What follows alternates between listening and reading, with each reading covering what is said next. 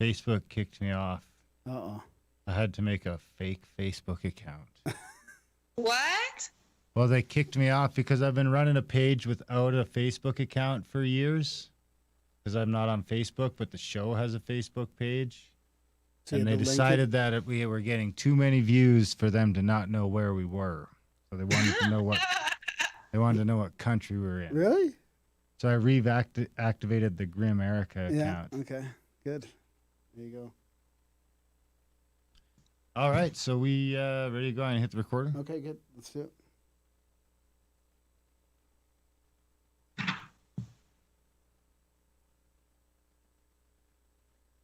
All right, we've got an exciting episode here. We've got Caroline Cory with us. She's the writer, director. She's an award-winning filmmaker, writer, director, and producer of the awesome movie called Superhuman, The Invisible Made Visible. I'm not going to go through your whole bio here because I think that'd be a good way to start us off, and you can tell us a little bit about yourself because it seems to me like it's going to blend into this whole journey and the movie and everything. So welcome to the show, Caroline. Hey, Graham. Thanks for having me. You're welcome. You're welcome. Yeah, I'm excited. I watched the movie. I loved it. I told Darren it was kind of like a contemporary What the Bleep in a way. It kind of, kind of had that sense. Yeah. Hopefully kind of the next step from there. Yes, that's exactly. Like I liked how you included, and we'll just do a little overview here and then we can talk about your background maybe and what got you interested in all this. But I really liked how you included the scientist and the actual, all the instrumentation and all the stuff that they're doing. Like some of the guys we're familiar with that we've had them on the show before and all, but just to show them doing their science and how this is sort of like the next level of proving, non-local consciousness and all that. It was really good. I mean, the first part of it, we've talked so much about remote viewing in here, so it was a little bit review, but it was a great finish. Yeah, that was exactly the idea of this film because of What the Bleep and The Secret and all these movies, but not just movies, all the talk, the last so many years, telling us consciousness, the mind has an effect over the body, or you create with your mind, positive thoughts affect your health, so on and so forth. Yep. But I felt like, it was all still theory. I mean, as much as it feels right, but I didn't want to just keep talking about it. I wanted to show how it's possible for the mind to actually have a measurable effect on a physical object, on physical matter. So that's why the film is packed with on-camera live experiments. Yes. Demonstrating. Okay, so the body, the mind affects the physical body. So we did the experiment, as you know, with the water, showing how just by looking at it, the pH can change, or telekinesis, just by focusing on it, you can move an object, so on and so forth. So yeah, I feel like this movie, I actually have not seen it in a movie format where we demonstrate and do all these experiments. Yeah. So I'm very excited. Yeah, that's what I liked about it. So what got you interested in all this? It looks like your bio has a lot of experiences, your own personal experiences, which the guest people that you had in to bring with you on these experiments in the show also seemed to be, open-minded, or they wanted to learn more about it genuinely, which was cool. Yeah, exactly. So for me, it started when I was 5 years old. I started to have experiences where I would look at someone and I would know what's wrong with them, or, they're struggling with something and I could see the root cause of the problem. I would see what was going to happen to them the next day. I would see what is happening on the other side of the wall. I would hear their thoughts, stuff like that. And so I would see beings too.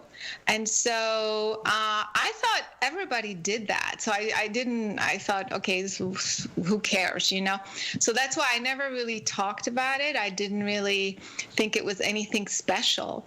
But then that got me, asking the question, okay, how did I do this? Because the person didn't know, but I knew. And then the next day, this thing happened. So I started asking what made me know and what did I tap into? So when I was asking these questions, basically, that's really the science of consciousness, how consciousness works, the mechanics of it all. And so I spent 20 years in that field, developing methodology for energy medicine, for expanding consciousness, doing remote viewing and intuitive abilities, all these types of stuff. I taught, so many workshops, people all over, training, doing this methodology, and getting more and more validation, like, this is working. This is not, we're not all imagining these things, You focus your intention and then the blood test changes the next day or the x-ray shows this. And, so because of this validation, I became confident that, hey, we have something here. And so then I started working with scientists and I said, we know this works. A lot of people know it works, but how can we demonstrate it? Have measurable effects to share with the world. And so they said you have to do experiments. So I started working with all these scientists, and we set up all kinds of experiments. So we would do experiments with DNA, with water, all kinds of things. And for the folks who are listening, when we set up in a scientific experiment, it's not just focus on water and whatever happens, we measure that. It's very rigorous. We set up a baseline. We take measurements over and over and over a period of time. And then exactly at the time that you focus your intention, this is where you see the effect, which tells us, okay, that is an effect from the intention. And then you have to do it over and over. Once is not enough. And so we really did it the correct way, if you will. Yeah. And it kept having repeatable, measurable effects. So I did that for about 3 years. And because it was real and successful, I said, okay, I felt like we need to share this with the world. And that's how the movie came about. Right on. What were some of the things you did personally to increase your... I feel like you went on this journey after realizing you had maybe intuitive powers or precognitive abilities. What were some of the things you did to increase that? Like, I have friends of mine and loved ones are quite intuitive, but they're not sure, or they want to build up those abilities a little bit. Is there some things that helped you more than others, or some things along your journey that you would recommend to people that are having precog dreams, or they're having these intuitive moments and they want to increase that ability? Yeah, the first thing is obviously meditation. But I learned very quickly that not all meditations work or do the same thing. And so I experimented with different types of meditation. And some of them, of course, most of them make you feel calm and relaxed. But I wanted to know the difference. Like, you hear people when they have a meditation, they say, oh, I felt like I was one with the universe. And I kept thinking, well, but that's relative. Well, how do I know? Like, how, So I really, really explored the types of meditation. And I realized that, so when I was merged with the planet, it felt like it was the whole universe because it was so much bigger than me. But then what was it like when I merged with the planetary system or with the sun or with the moon, Then that felt different. And then I started to explore being connected and merged with the galaxy and the universe. So I really kind of studied how every time you expand your consciousness and you do a meditation, the effect is very, very different. And so because I spent so much time on that, I realized that there are certain meditations that really, really help you do certain things. And I was interested in staying very aligned and connected with what I call source, meaning, to me it was creator or the intelligence of the universe, and also I wanted to keep my vibration very high.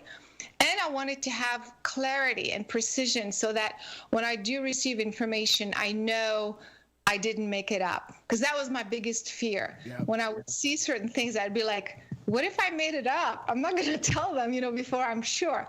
So that's why I really took the time to understand what type of meditation to achieve what results. So that's a kind of a very long answer, but basically to say, for people who are starting out and want to improve, take the time to investigate the type of meditation that will allow you to expand your consciousness.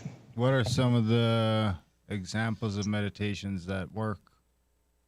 Yeah, so that's why I ended up making up my own. I created, because I knew that, and also I would meet people who did transcendental meditation and or different types, and I could feel the difference. So that's why I created this meditation called Connecting to Source, and I made it so easy, so simple. But basically, it's free of charge, by the way, for those who want to try it out. And basically, you connect with, I want to call it the hub, of the universe, kind of like you plug yourself back into that frequency and you align all your brain channels with it. And you kind of, it kind of flushes your system out of the lower vibrations. So you feel very uplifted, very connected, but again, in this very clear way. And you bring that energy through your body into the earth and back up. So again, if you want to try that, it's I made a short, quick version of it that people can do at any time. And I feel it quickly gets you there. And then after that, then you can focus on, do you want to bend the spoon? Do you want to change the pH of water? Then that's a different type of meditation as well. So that one, that clarity that you talked about, that helps you discern what's true, what's imagination, what's, if you're getting some messages that they're genuine. Yeah, there's a bit more training with that too. But that's kind of the meditation that at least gets you out of the human mind, because it raises your vibration and it aligns your brain channels directly with that, like you bypass the planetary system, if you will. And so your human mind as well, you bypass that. But like I said, I've been teaching for 20 years, so and I'm very I want to know how things work. I don't want to just put my hand out and I know energy's coming out and I'm healing a person. I want to know exactly wait, how did that happen? How is it possible? Can I do it again? Is it, so because of that, all my work and my classes are very, very specific. If you want to train yourself for telekinesis, it's a very specific meditation, aligning specific 0 points in your body that not only quiets your mind, but that makes you very laser precise. If you want, for discernment too, I have another kind of technique for that as well. Where can people find that one? That Connecting to Source one? So Connecting to Source is on my main website, basically, CarolineCory.com. Okay. And it's free of charge. Actually, my YouTube channel has a ton of meditations for free. And so people can just go and explore, and they will also feel how it's pretty technical, if you will, the different meditations. And the Connecting to Source, the easy one, is also on there. So did you do energy healing training as well? You mentioned that a couple times. Did you go through any specific modalities or? Yeah, again, so I explored, I'll just tell you, again, I feel like I never had a kind of a teacher or a guru or one method that I actually followed, because I discovered these abilities myself. And so I felt like I wanted to know how it worked, and because I looked at, for example, hands-on healing and stuff like that, it was too vague. It wasn't like, yeah. And so I developed my own methodology, basically, through time. Like I said, I've been doing this for 20 years, so. So is it like sort of Reiki hands-on healing, like connecting to source and then you're the channel for the healing energy, that kind of thing, or? No, not at all. Okay. I mean, yeah, it's actually reprogramming. So Oh, basically, okay. yeah, so basically, if somebody has a problem, so you learn to, first of all, align yourself, cleanse yourself. So that's kind of the preparation. But then you learn to identify the root cause, because everything is information. So inside your cells is information. It's the DNA tells your cells to vibrate, to function in a certain way. It tells it for you to show, to appear a certain way. But when you have thoughts and emotions, you're also putting information in the cells. So when you're saying, I hate my job, I hate my life, I'm angry at my wife or whatever, all these thoughts and these emotions are information that are literally going inside the cells. And so with this technique, you learn to identify the root cause of the problem that you're having at the cellular level. You are able to retrieve that information from the cells and reprogram it. And so, yeah, so basically the way you put it in, you take it out. So does this get into past life trauma and some early childhood trauma? Like you get into that type of healing as well? Yeah, exactly. So with this technique, you basically are asking for the root cause of your current problem. So that takes you back to the way you programmed yourself as a child, or you've had some trauma in this lifetime. But sometimes that takes you back to an early childhood experience, or to even prior to that, to other lives. And sometimes it takes me all the way to when you were a human for the very first time. Like, wow. So that's kind of how you have to go back to the first time as far as you can in order for the current problem to go away forever. And that's just based on a specific problem. So it's not like you have to always go back that far, but just for the root cause of that thing you're trying to deal with. Exactly. And that's why a lot of people, for example, have an issue and then it goes away, but then it comes back. It comes back because, well, you helped it a little bit, but then you never really found the root cause. Okay. Yeah. The minute you change the root cause, then it doesn't have any reason to come back because you've changed it. So once you find that root cause, is that enough, the acknowledgement of that enough to deal with it, or do you have to do some work with it as well? Reprogramming. Right. So you have to, acknowledgement, of course, is the first step, but then reprogramming. So you can do this with different techniques, intention. So for example, you can say, I ask and intend for this root cause, whatever it is, to be deleted from my cells, from my conscious, subconscious, cellular memory. So you can kind of say what you want and reprogram the cells. But also light, it works with light, it works with geometry, it works with sound, it works with different there's different techniques that are all together as a bundle in this one methodology, because every person needs something different. So some people are not very verbal, like they just want to sit there and just feel stuff go away. Or children, for example, like they love light. So certain types of light erases information and new light puts in your information. Sometimes you have to use sound. Sound is much more direct and it's like fractures the information. So it depends what is needed at the time. So it's very sophisticated. Very. Can you cheat with mushrooms or DMT or ayahuasca or anything like that?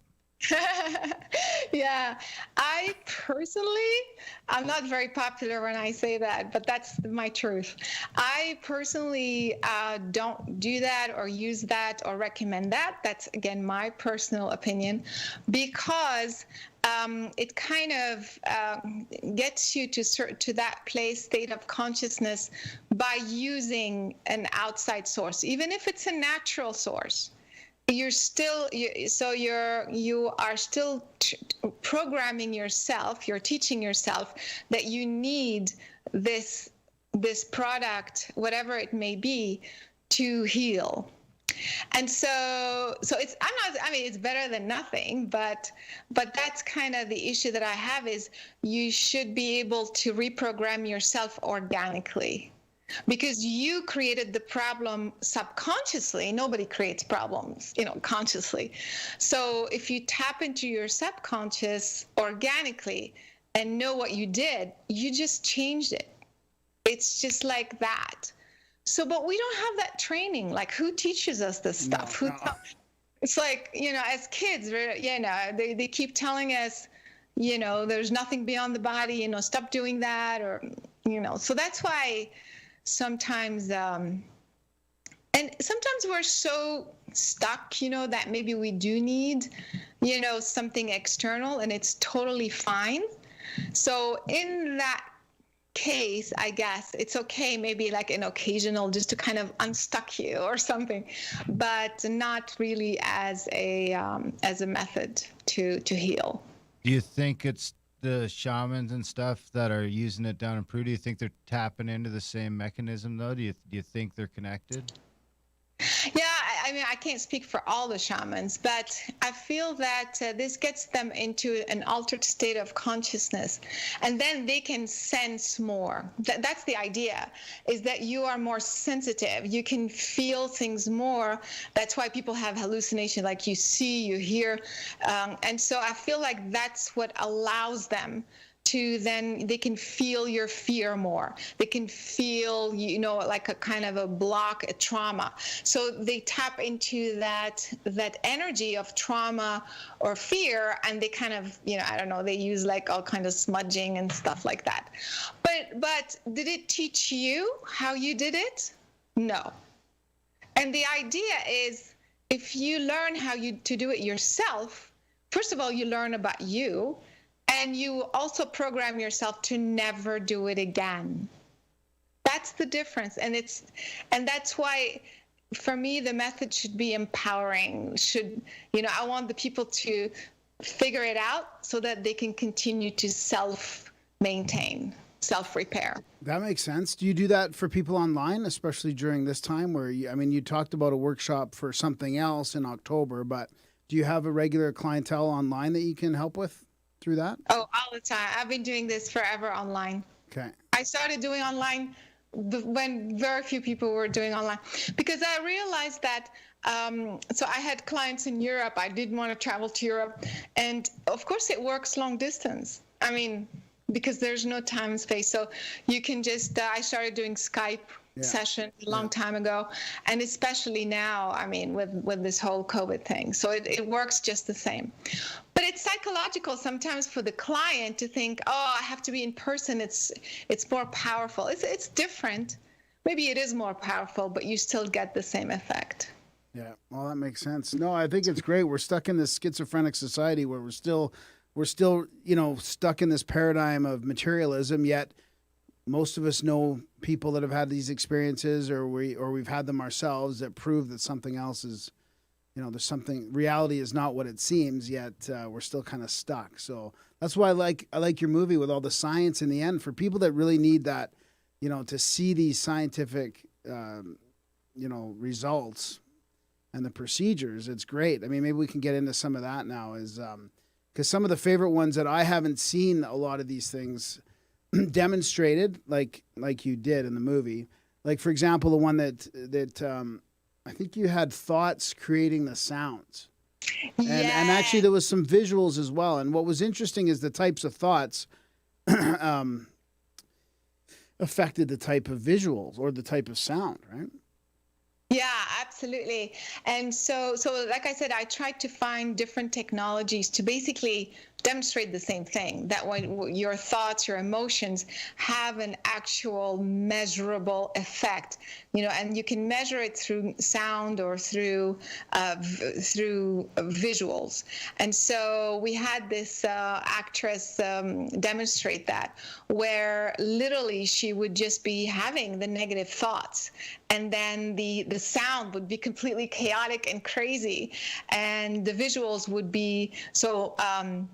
The software was programmed that when it's a specific vibration, a lower frequency, it would show up as red. And when it was calm, because it's measuring the EEG, when you are calm and relaxed and happy, then it would be a different frequency.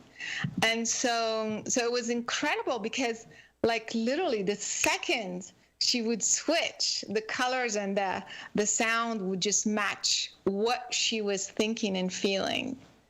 Which tells us every time we think, every time we have an emotion, it is literally changing not just our brainwaves, but it's changing our entire chemistry. So I love that example as well. Yeah. I think you can notice that. I think everyone can kind of notice when they can, like, when you start their good song comes on the radio or whatever happens, and it kind of lifts you up or energizes you. And all of a sudden the whole world seems like a new place. I mean, it's just try and spend as much time there as you can, and life ain't so bad. Exactly. Even with COVID. Have you had any success killing COVID with... Yeah. So that's the idea. Some of the things, because I mean, what's the point of this movie is to not just show and demonstrate the effects of the consciousness on the physical body, but how can we apply this then to your daily life? And so the experiment we did with the pH, remember that one? And so I'm not the first one actually who did this experiment. There's a physicist, his name is William Tiller. He did an experiment where he had a group of people focus on water, and they tried to change the pH. It would go up or down depending. And so I did that again in the movie, and I was able to change the pH by 1 decimal, which is quite a lot, just by focusing the intention. And so the idea is, if you can do this to a glass of water, then you can do it to your body, because you're mostly water. And so we all know that viruses and bacteria cannot survive in an alkaline environment. So most of our food and everything else is very acidic, keeps our body very acidic.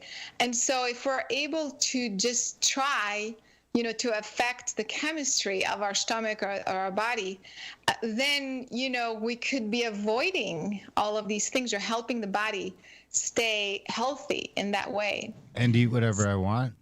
And what? And eat whatever I want.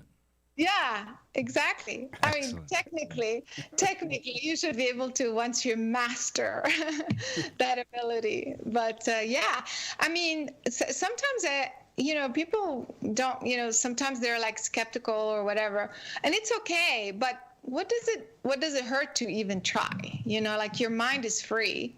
So if you have a bit of a stomach ache or something, then try to focus on it, see if you can change the chemistry, and see what happens. And I do this with kids, and they can just do it. Suddenly they don't have a tummy ache.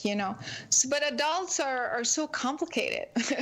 It's like, how do I do that? What if it doesn't? It's just try it and see what happens. And I think if you just give it a chance, you'd be surprised how much we can help ourselves. So going back to the COVID question, if everybody did that, maybe we would be in a better place. Not just COVID, everything, our health in general. What about the resonance in DNA changes? I had a note here to ask you about that. Yeah, that was fascinating. In fact, this was one of the first experiments that I started to do with the scientist. I would literally, so we had DNA samples taken from women's placenta. And so we would put electrodes in the substance and try to change the electricity that's running. Right. Yeah. That's good. Yeah.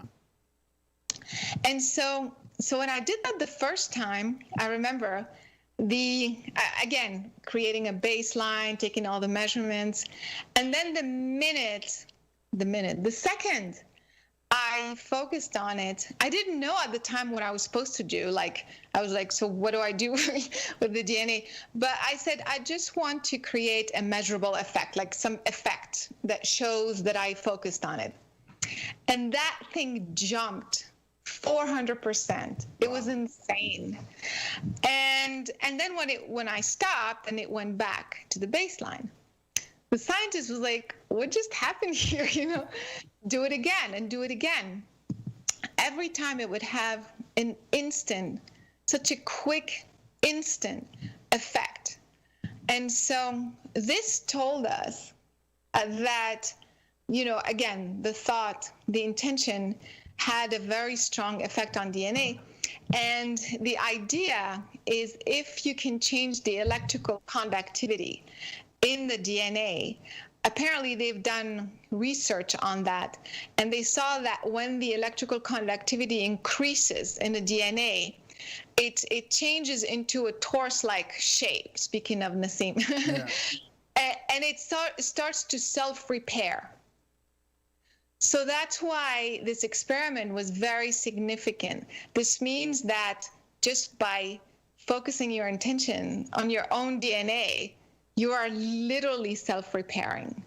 So it's kind of like hijacking the placebo effect and giving it some intention.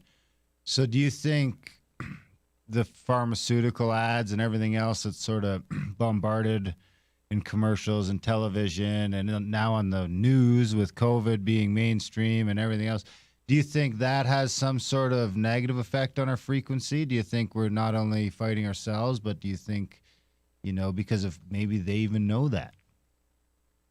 Absolutely, 1,000%. I think we're bombarded with, again, everything. You have to realize, to me, everything is information. So it's not like the information stuff that you read. Emotions are information. You're putting out a frequency, which is information that your body receives. Excuse me. Same with thoughts. And so when you're given words, the name of a product, a drug, which usually are very strange to me. I don't know about you guys. Oh, yeah, they're weird. Like the weirdest names, like Elantra. I don't know, just like those weird names. But anyway, those words, believe it or not, in fact, that's also in the movie, they have a frequency. So you're looking at the ads on television. Already the words are already being absorbed by your subconscious mind, and and you're also focusing on sickness. You're thinking, and also, isn't that a natural reaction when you see somebody sick? Don't you think, like, what did this happen to me? Doesn't that? Yeah, and especially when you see all the bloody side effects listed down below. I mean, you don't think you're going to say, "Oh, am I going to get all those side effects?" Now that's in your consciousness. Absolutely. And so we're bombarded with all of these, on all levels, the sound, the person talking to us. So our ears are picking up those frequency, the letters, the words of the name of the drug. Plus you read, like you said, all the side effects. So you're really absorbing through different channels, the information, the vibration of fear. And that's exactly what they want.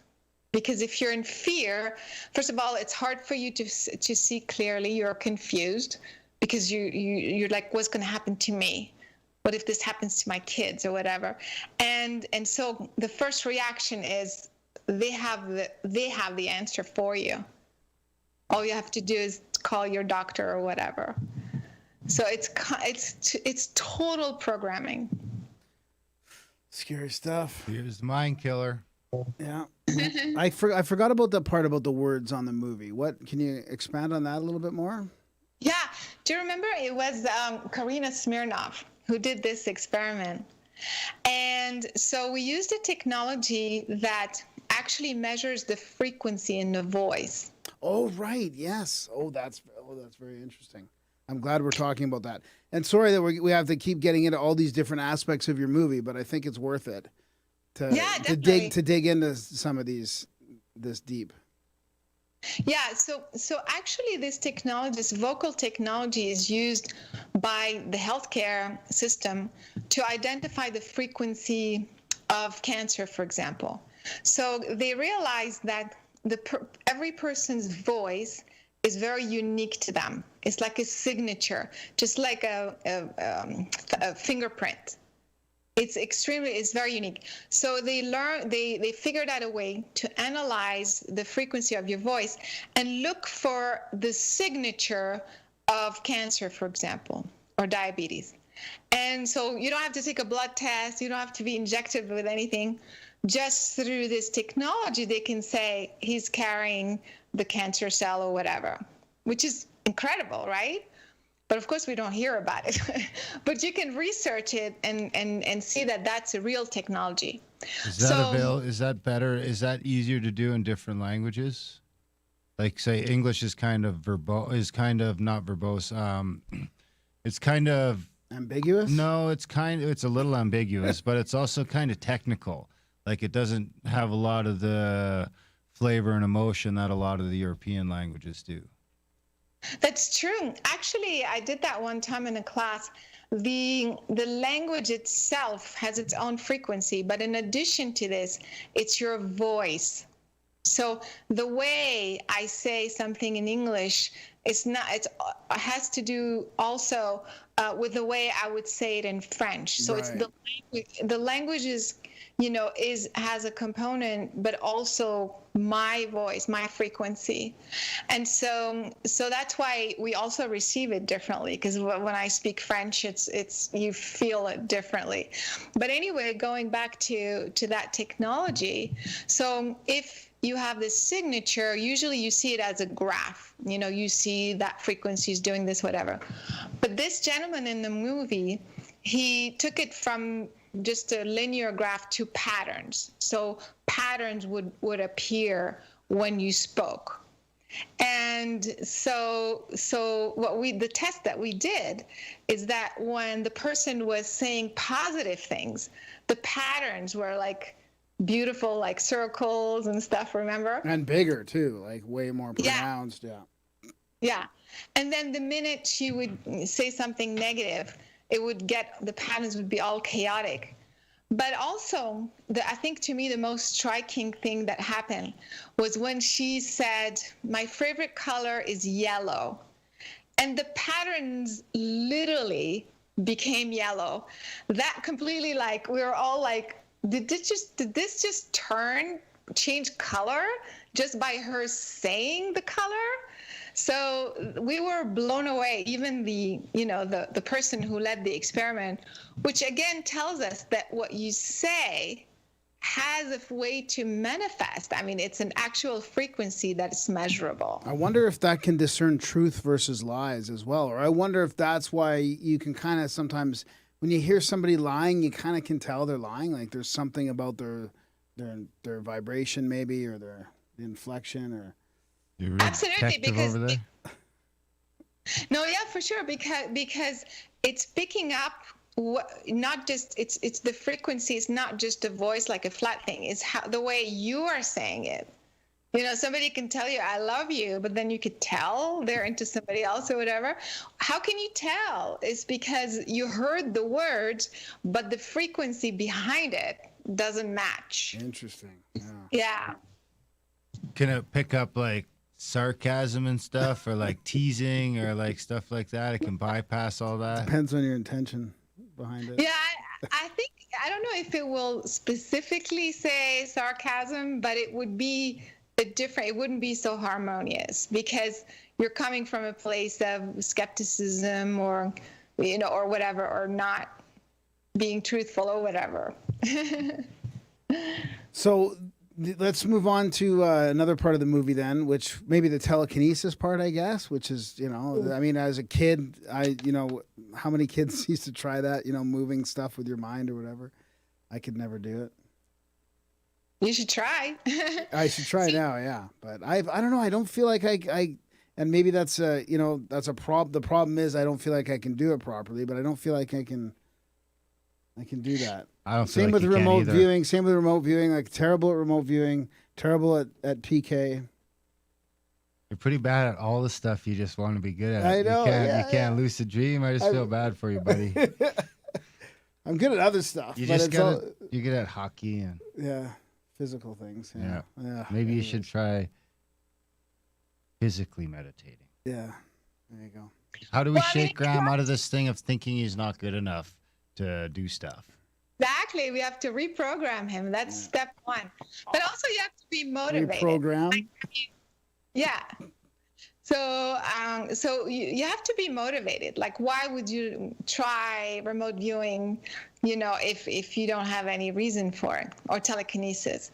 And so for me, because it came organically since I was a kid, like I would see stuff that's happening on the other side of the wall, and then I would go to check that, or whatever. And then I started to create games like, let me see if I can guess what's inside that box. So let me see. So and then I realized that this had a useful application, which is, then I can look in someone's, heart and then see what's wrong and how I can help them. So then you're motivated to do this, So, but if you have no motivation, then you stick to hockey and it's okay.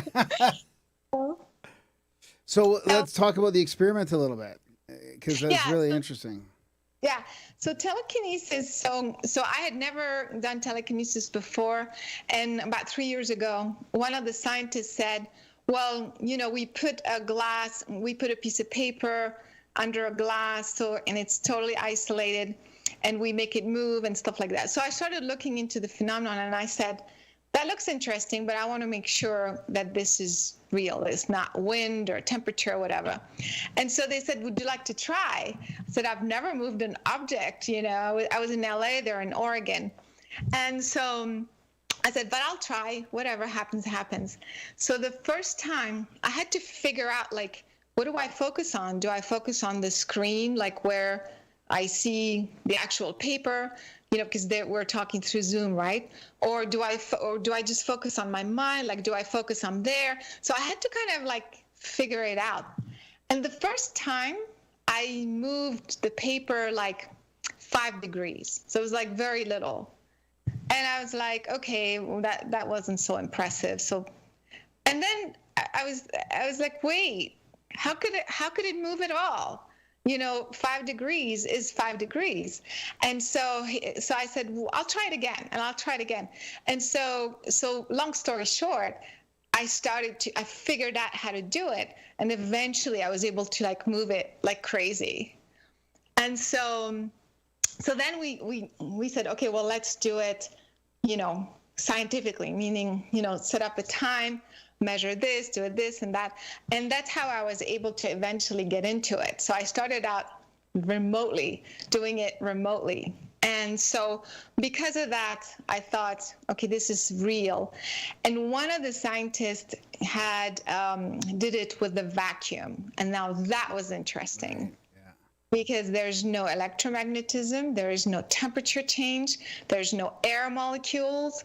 We did it with and without a mechanical, but mechanical thing is not enough for you to move anything. Like your consciousness is working with nothing, and we're still able to move the object inside the box. Now, what was the trick? There was some sort of change in focus that enabled you to do that, which surprised me, and I can't remember what it is now. Yeah, I started to investigate, like, in my mind. Now I'm going to try to change the temperature. I'm going to pretend that I'm there, and my hands are very, very warm, and my hands are on the box. And that is changing the temperature. So that would work sometimes.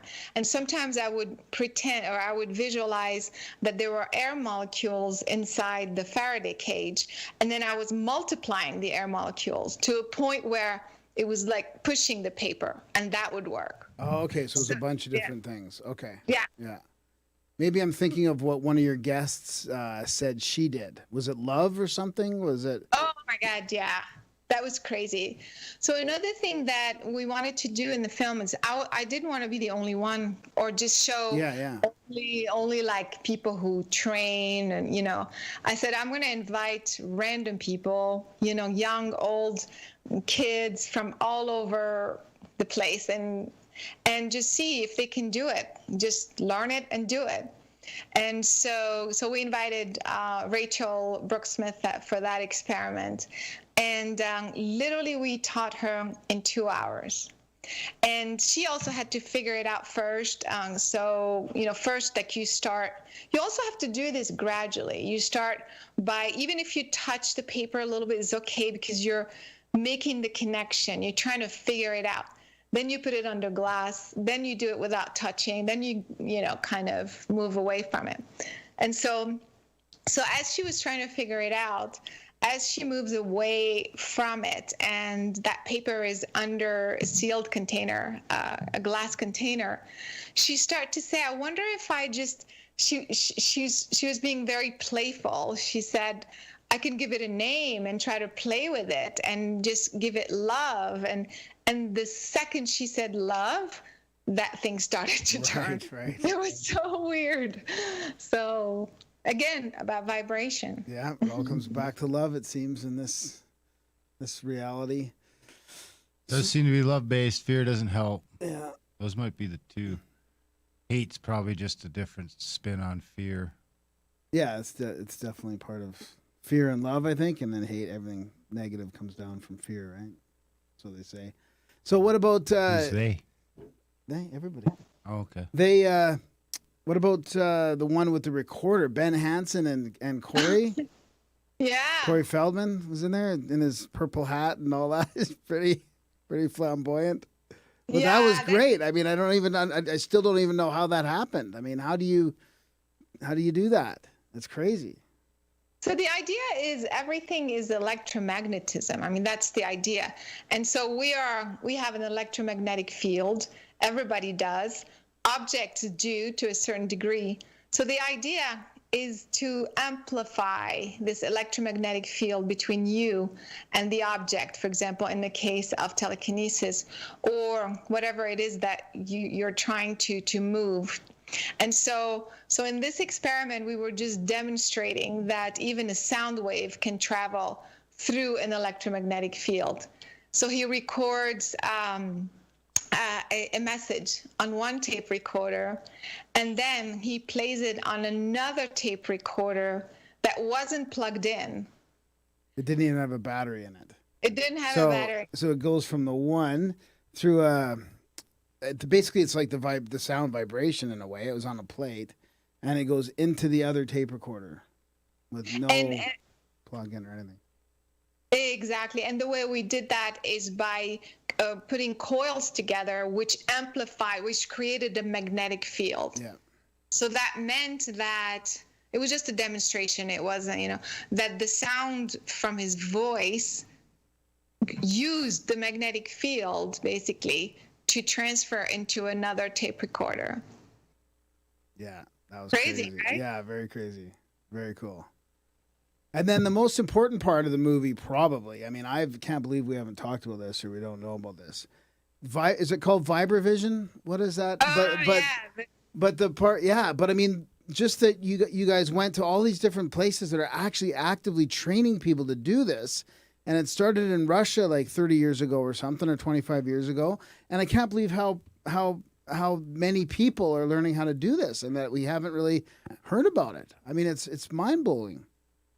Yeah, exactly. Well, when I first saw it, I thought it was like there's a trick somewhere. Yeah. It's like so unbelievable. Like what? You can train people to see without their eyes.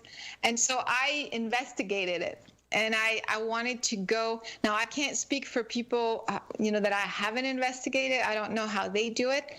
But the people that I saw, I mean, literally, first of all, the mask, people don't realize is pretty thick, you can see. And there's no way you can see through here at all. And so sometimes people say, oh, well, maybe there's They're light looking coming at in. it, yeah. Yeah, whatever.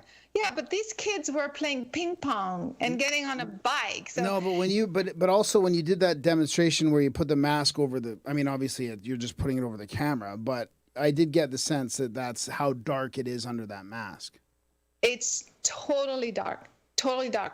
And we did it again. We put in a device, the scientists put a device to measure the amount of light that was inside, and it was 0. And so our visual, I mean, we see because light is reflected on objects. And that's how we see. That's how the visual system works.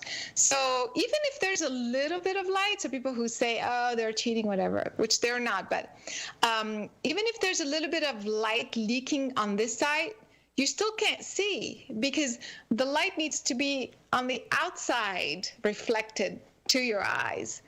And so these, I can definitely vouch, this was real. I mean, I did it myself. And the kids and, the adults too. Also, some of them can see behind their head. So how do you... Well, yeah, because it's not, I mean, it stops being about where you're facing, right? I mean, if you can see without your eyes, you can see whatever. I mean, that's what's fascinating about it. The implications are huge. So maybe explain then how it works, because there is a specific train, like you have to kind of get out of this paradigm of seeing through your eyes. And I guess part of that would be you get into complete blackness, and then you start to see things in your vision, I guess. So I didn't quite catch like how people caught on to that necessarily. It showed some people, but it was interesting how I don't know how I would do that. Yeah, so actually there was different techniques. Okay. So the Vibravision, they teach you to sense the vibration of the object. So you become you become so sensitive to the different vibrations that you recognize what's there. And then you work on it, you speed it, and eventually you become so fast that you can pick up everything that's in front of you. So that's Vibravision. But the other techniques aren't like this at all. The other techniques, you focus that you're outside your body. Well, if you're outside your body, then you can see everything. And so it's not exactly like that, but something similar to that. And so, again, it's about reprogramming the idea that you need your eyes to see. So if you're outside, then you can bring in light, from the outside. And then eventually you start to see little dots of light inside the mask. I mean, because I did the training, so I know. And so what happens is that it's completely dark, and all of a sudden you visualize that there is light from everywhere, and you're outside bringing it in. And all of a sudden you start to see little dots, usually on the side first. The peripheral vision comes first. So that's why sometimes you see kids doing this to read, because on this side it's clearer than on this side, than straight on. And so you start to see these little dots, and then you focus on making them bigger and bigger and bigger. And before you know it, like you start to literally see. So that dot actually turns into almost full vision. Exactly. Yeah. That's what I was talking about. Yeah. But the idea is you're still using your mind, like to reprogram yourself that you can even do that. So how is it? Is it coming through like your cells, or strictly is it really an out of body? Are you almost forcing an out of body experience to happen, or is it like how is it actually being picked up then? Yeah. So these other techniques, some of them they're called infovision. They call it direct vision, meaning you're literally seeing through the mask through these people. I mean, these that you've created. Yeah. So but other ones are, you're basically imagining that your consciousness is bypassing your body, and then you can see from your skin, you can see from everywhere. You don't need to do it through the eyes. So yeah, go ahead. So different techniques use completely different ways, methods, but they still get you to the same result. Is it seem easier on kids again with this? because they're not so definitely. programmed? Yeah. Yeah. So kids, like, you just tell them, they just put it on and you say, what color do I have in my hand? And they'll just tell you. They'll be like red or blue or whatever. Or you say, what object do I have in my hand? They'll tell you. But if I did that with an adult, they'll be like, how am I supposed, it's pitch black. I can't see anything. And then you get into your head and the logic of it all, and it doesn't work. Right. So kids, like, we just taught a class online because of the COVID thing. And after 2 classes online, the kids, 2 of the kids first, were able to read and do puzzles after 2 classes. So this is fully masked, like no vision, no traditional vision. I mean, the movie really shows, like, you can't say it's fake. I mean, the movie shows these kids running around through obstacle courses, playing ping pong. People are reading. Blind people, right, can read. Exactly. I mean, the implications are huge. I mean, this person that has real bad vision problems, like, she has to go right up to a menu to read it. Where can we get one? Sorry? Where can we get one? Those masks?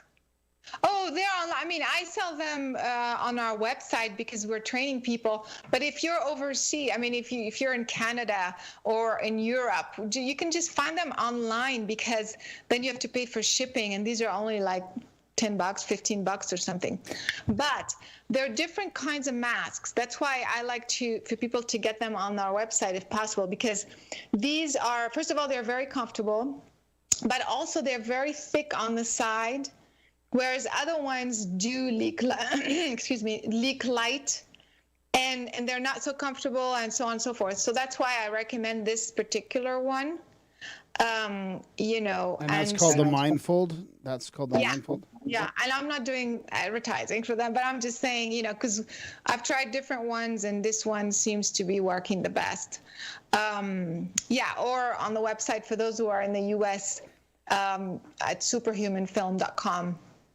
And I mean, so to me, of course, the idea, this isn't a circus. I mean, this isn't a magic trick. This isn't just for fun. I mean, of course, it's for fun, but all kinds of stuff start to happen. You become more intuitive. You become more quiet. The children start, like, who are dyslexic, start to read better. So all kinds of improvement happen as well. And of course, you can also use it for visually impaired folks and the blind. And that's, I mean, when you think about that, it's crazy how useful this could be. Have they taken it on as a tool yet? I mean, has it penetrated that community? Well, some folks are very serious about it. Others are, as you know, skeptical. Well, show us it works. And it's so funny, like, how people who don't want to believe, they'll just, like, not even hear. And I mean, honestly, like, if I had a visual impairment, or, at least I would want to try, it's like, but the thing is, there is quite a bit of many folks who have been helped. But I do want to say that for the blind, it depends also on why you're blind. So sometimes if you're blind from birth, so your brain has formed a certain way, whereas if you have like an accident, like a brain injury, and you become blind from that, it's slightly different. And so that's why we can't say that if you're blind, you're going to see. I mean, it depends on the case, so, but for example, there was one case and we have the videos of all those people in Italy. He literally did not even have an eye, because it was from an explosion or something. And he was able to use this method, and he was reading like normal. It's crazy. He was reading the newspaper. That's crazy. Yeah, that's really important. Is there a place in Utah that does training if people want to do it in person as well? Yeah, so the Vibravision, they're actually in Utah, in Ogden, Utah. Right. So if you want to learn this vibrational, way, so they can look, go there. But if they want to learn the other way, then it's different classes, like all over. People are all over. Okay. And normally you don't do this online, but we said, let's just try it, because with the COVID, nobody wants to travel. And so we tried it one time online, and it worked great with kids. So we're going to try it with adults next. Cool. When are you doing that? Do you know? Like, is it something we can help advertise if people want to go on and learn? Yeah, it's September, actually. It's on the website, but what's happening is that for those types of classes, because it's actually tedious work. I mean, it's not, you don't just like learn. I mean, you have to focus and concentrate and do exercises, and, so we can't take a lot of people. So the classes are very small. That's another reason why this has not spread like crazy, because every instructor can only do so much. So usually they're like 10 or 15 people in a group, or maybe 20. And so that's the reason why, like there's so many classes that we can teach at the same time. So are you certified? Like, do you have to get certification to teach that at all, or? Yeah, so some schools you have to be certified to teach that, and other schools they kind of picked up their own way and they're teaching. And so because I've been teaching energy medicine for 20 years, and I have all kinds of other complementary things. For example, the type of meditation, the type of quieting, the type of things that I did not see in other methods. I said, I need to come up with my own, because, I think these are very important to know exactly how to breathe, know exactly how to do the meditation. So I kind of added this to my curriculum as just an additional tool. But there are instructors out there, like I said, who are certified by those different schools. Okay. Imagine us, like, we could put masks on and just see, like, be podcasting and see the video and everything. That's why I want to get one. I want to see if you can get through a podcast with a mask on, and then we'll send you to Walmart too and see if that counts as your COVID mask. Wearing a mask, yeah, wearing a mask.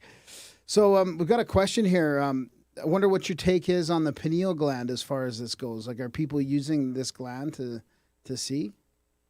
Yeah, so there's one school of thought. That's why I encourage people to research the different methodology and see which one works for them.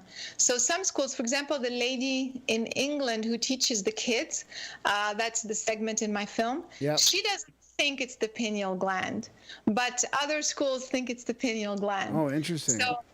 So I personally think that the pineal gland is involved. Definitely, because it is the part of is a gland that absorbs light, and so even through suggestion, even if you're saying, I'm seeing light, I want the light to get bigger, you're literally kind of telling the pineal gland to absorb more light, even though there is no light. So even as a suggestion or affirmation, the pineal gland is involved. But I personally think it's the entire brain. It's you're switching from a linear brain functioning to like a full brain functioning. It's like the whole brain engages into the experience of light, not the visual system itself. In fact, like I said, sometimes people don't even have an eyeball, or their optic nerve is not functioning. So how can they still see? Because there's photons everywhere, Exactly, and it's your brain that is seeing. It's your whole brain that is absorbing, and you are processing what you are absorbing to say. Your cognitive mind is saying, I am seeing a table or a chair or whatever. So you're really seeing with your brain. You're not really seeing with your eyes. And so that's why I think it's even more than just the pineal gland. Have they done any like fMRIs at all while people switch from visual to this full brain thing? Yeah, I love that. So the Vibravision folks are doing a research on that.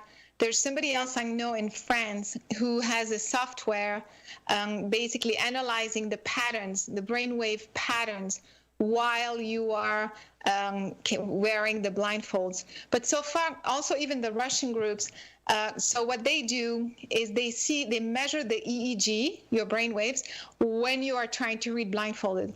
And they notice that the brain is behaving as if you were seeing and reading. Wow. While at the same time, they have a device measuring inside the mask that there is no light. Wow. And the pupils are open, or very Dilated. Yeah. dilated. And usually they're dilated because there's no light. So how can you, because there is light, but then there is no light, right? So the other way around. Yeah. So sorry, I was because I was thinking about it's actually in the film, but we don't pay attention. If you pay attention, you will see the person's eyes are dilated. Yeah. And then it's showing that there is no light, the zero light photons, but their brain waves is saying it's behaving as if there's light and they are reading. Right. Yeah, that's incredible. So I guess, Darren, do you have any questions after all this I had a question bombardment from the chats, but I can't find it. Something to do with Rasputin. Post it again. I don't want to go back and look. Just post it again. So I guess, here it comes. From Slowboat. Would you gents be willing to ask Carolyn if she knows anything about Rasputin's abilities? I've been very curious lately. Yes, no. Go ahead. I haven't really researched exactly his abilities, but I think all psi abilities, remote viewing, telekinesis, moving objects, all of this, to me, you're engaging really the full brain. That's how I see it. And then a lot of folks who can do things don't necessarily know how they do it, but it's like they recognize something, like they know how to switch back to whatever that place is in their brain. And then they're able to do it again. But to me, because I can see the subtle energy and I can see how my brain is behaving, I feel like I'm going through the pineal gland, which is like a portal, actually. And then I feel like my whole brain is flooded with information. So it's coming from 360, from all over into this one place. And then it's kind of making me retrieve the information, whatever it may be, all at once. That's why you hear, see, sense, feel, understand, like as an experience. It's hard to describe, but I think I described it. Yeah. So I can't speak specifically for him, but I feel like that's what's happening. And each person recognizes the way to go back there to achieve what they want. So is that DMT? Are you somehow activating DMT in your pineal gland, do you think? Or it's a byproduct of that. Okay. And so the meditation technique that is specific for, I call this mind over matter, training, does also that it's like you're focusing on the pineal gland, or a 0 point inside your brain, and you are kind of absorbing or balancing or calibrating all your mental energy, if you will. And then there's another point behind the heart at the thymus gland also that creates another, it's like a little vortex there that creates another field. And then behind the navel is another field. And so the meditation training is you're aligning these 3 points, and you get to this perfect stillness state. And those 3 0 points help you become very laser-like. And so I don't know how I got into this conversation. I don't know. I don't remember what the original. It was about the pineal gland and DMT. Yeah, DMT. And so what happens is once you are in this perfect 0 point alignment, then it is as if it's like the chemistry that follows, that allows you to have all of this information, tap into all of this information. So first, it's your consciousness and your intention to get to that place, and then the chemistry follows. Interesting. Wow. Is synesthesia somehow connected to this? Yes, absolutely. Because like I said, your brain starts to function differently, and all the senses come together.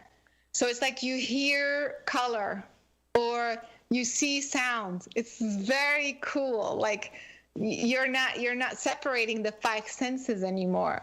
Yeah, one of the guys in the movie was studying synesthesia, and that's how he got into I think it was the guy that was doing the sound and the visuals from the brain, from the thoughts. I think exactly. One of those guys. Exactly. Yeah, it was pretty fascinating. He was studying that, and that's how he developed his software to get to actually visually represent the vibrations of your thoughts. It's crazy. Exactly. As you do. So what about, do you have any questions, Darren? Or no. Before we, what about, I'm just along for the ride. Yeah. What about for this, advice for people during, I mean, we already talked about a little bit, the fear, like getting out of the fear state, but I guess, do you have any general advice for people through this confusing time right now where people don't know what's happening in the future or what's going to happen with life? I mean, it's so confusing for people. Kind of stuck. I mean, people are stuck. Sometimes you feel stuck on many different levels, Definitely. I think more than ever before, you need to be in charge of your mind because it's crazy what's happening right now. I mean, literally, all this stuff that's happening, I think, messes with your head. You're like, wait, I can't do this anymore. I've done it my entire life. Wait, I have to change everything. It's really affecting many people psychologically in so many ways. And so that's the reason why I think more than ever before, it's so important to do whatever you can to make sure you're in charge of your mind. So, I recommend people do these meditations. They're free. So go to the website, go to the YouTube channel, and do the connecting to source meditation, do the other meditation to keep you in this kind of connected, higher vibrational state, just so that when things come at you, you have the clarity. Because the problem is when we're bombarded with all of this uncertainty and the fear, you can't make a decision. Wait, does that mean I have to move? Does that mean I have to change job? Which job? Where do I go? What do I do with it? So there's all this uncertainty, and you can't think clearly, and you can't make the right decisions. So that's the reason why these meditations allow you to at least have, that clarity, so that you do make the right decision. When they're going to hit us with, the kids' school thing, or you have to take a vaccine and all of those new laws, that are coming up. I mean, there are many things also that you can do where you can still create your reality within what's being created for you. I mean, there's all kinds of things you can do. You can, just again, through meditation, you learn how to do a shield around you. You become invisible. You don't disappear, but you can do all sorts of things. Shield yourself from people, kind of projecting stuff on you, absorbing virus, all kinds of stuff that you can do. I think people need to take this very seriously. Yeah, that's good advice. I like that. Where is the best place to watch the movie?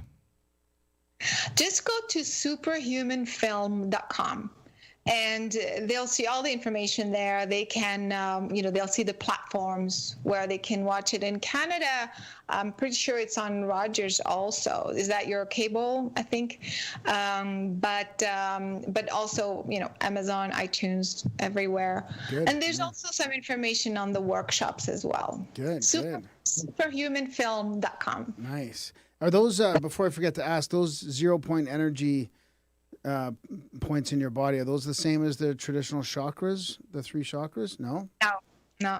Okay, no. Interesting, Yeah, these are like portals. Like, it's basically empty space, and when you hold your energy field around that particular point, first of all, like for example, the one around the pineal gland, all the mind chatter kind of gets absorbed within the 0 point, and then this gets you to this like perfect stillness. It's almost like, and then you can see so clearly. Nice. Okay. Yeah. Good. So it's slightly different. Okay. Good. Awesome. Right on. Is there anything else you want to say before we wrap it up?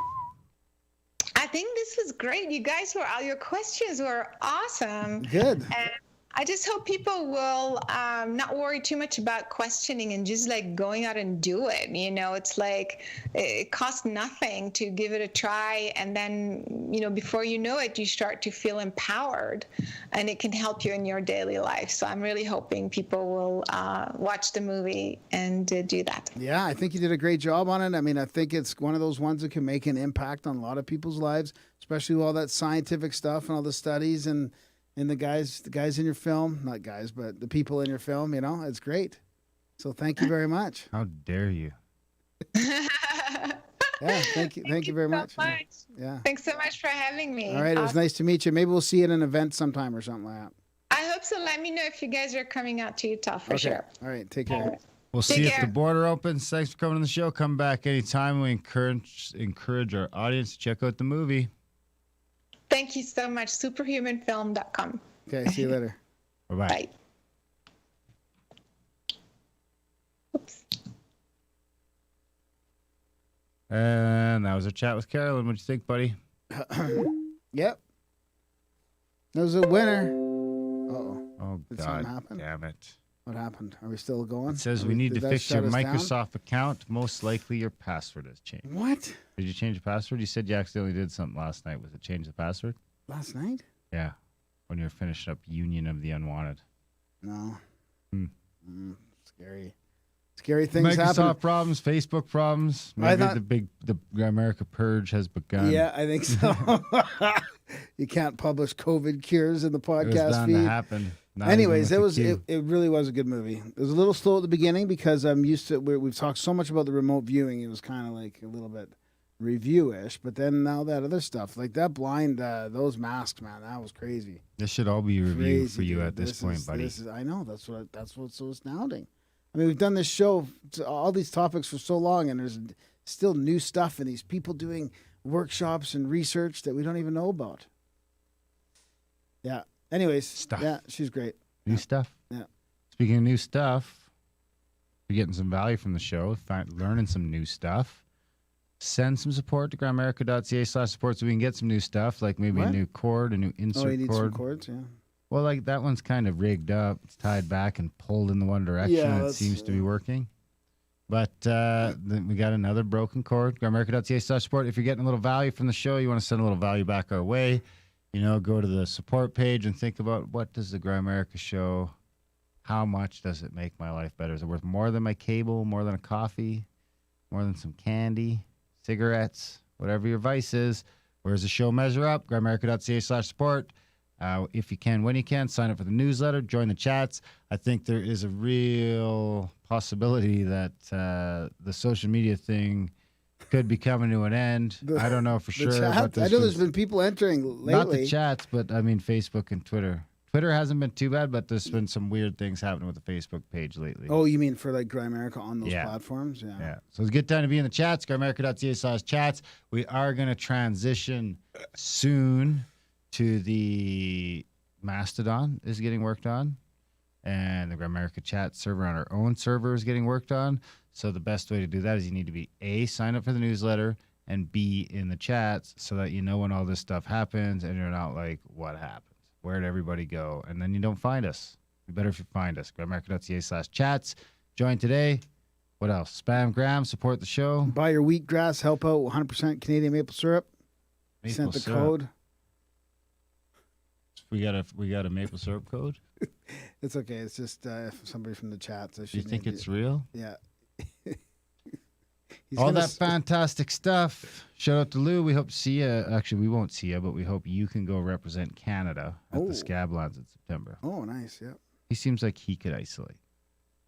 Actually, shout out to the Rev, too. I was hanging out with him on Saturday. Did you know farmers are allowed to go over the border and come back and not quarantine? Same with truck drivers. No. How come I have to quarantine if Because I you're go? not essential. You're I'm not pretty that essential. You're not that essential. Let's You're put only it to a vote. essential in your local area. I'm essential all over. I won't talk about why you're essential because it'll get us in trouble. You're unessential. What are you gonna say? I'll tell you after. Okay. All right, guys. Thanks for listening, and we will see you next week. All right, guys. Thanks for tuning in to the live show. We appreciate it. What are you guys typing there? Thank you. Wacky tobacco. Oh, is that it? Is that the problem? Are you still live? Okay, we better Yep. be careful. We're still live. We're still live. All right, guys. Thanks for tuning in to the live show. We'll be back. Do we have anything booked? We think we'll be back. We'll probably be back. Oh, we don't have anything booked yet. We got lots to book. As of now, we won't be back, but I'm sure we'll book something by next Wednesday, and then we'll be back. Well, we have extra episodes. we have an episode next Friday. Oh, is that what already? Oh my God! Do I have to read Concerto for that? You could listen. I got the gist of it. That's okay. I edited a bunch of it. I know all Nero's lines, and I read some lines. Whose lines do I have again? Let's shut down the stream before we get in trouble. All right, why would we get in trouble? Because I'm going to say something. Uh-oh. Okay, bye, guys. Graham's going to say Thank you. something crazy.